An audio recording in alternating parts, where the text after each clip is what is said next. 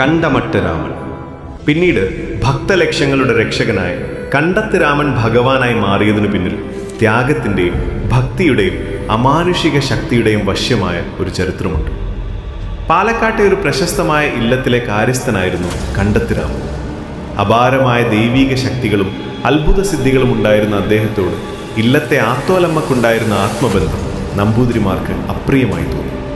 കൂടാതെ കണ്ടത്താരുടെ കഴിവിൽ അസൂയ പൂണ്ട മറ്റ് കാര്യസ്ഥന്മാർ ചേർത്ത ചതിയും കൂടിയായപ്പോൾ ഇല്ലത്തെ നമ്പൂതിരിമാർ ചേർന്ന് രാമന്റെ കണ്ടമറുത്ത് കൊലപ്പെടുത്തുകയായിരുന്നുവെന്നാണ് ഐതിഹ്യം.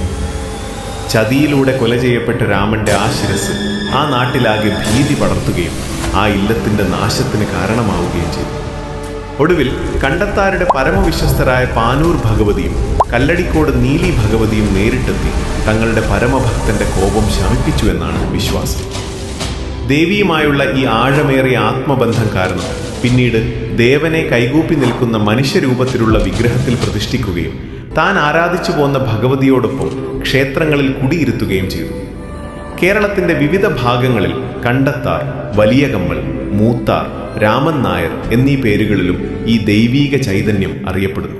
ആനശ്ശേരി ക്ഷേത്രത്തിലെ കാരണവരായിരുന്ന ഉണ്ണേരി മുത്തപ്പൻ പാലക്കാടുള്ള കണ്ടത്താരുടെ മൂലസ്ഥാനമായി കരുതപ്പെടുന്ന ക്ഷേത്രത്തിൽ പോയി കഠിനമായ ഭജനമിരുന്ന് ദേവനെ ഉപാസിച്ചു. മുത്തപ്പന്റെ ഭക്തിയിൽ പ്രീതനായ ദേവൻ അദ്ദേഹം മടങ്ങുമ്പോൾ കൂടെ ആനശ്ശേരിയിലേക്ക് പോന്നു എന്നാണ് വിശ്വാസം. പണ്ട് കടത്തനാട്ടിൽ നിന്ന് വന്ന പൂർവികർ ആനശ്ശേരി പറമ്പിൽ വെച്ച് ഉപാസിച്ചിരുന്ന കളരി ഭഗവതിയായ പരദേവതയുടെ ശക്തിയിൽ ആകൃഷ്ടനായാണ് ദേവൻ ഈ പുണ്യഭൂമിയിൽ കുടിയിരിക്കാൻ സമ്മതിച്ചത് എന്ന് പറയപ്പെടുന്നു.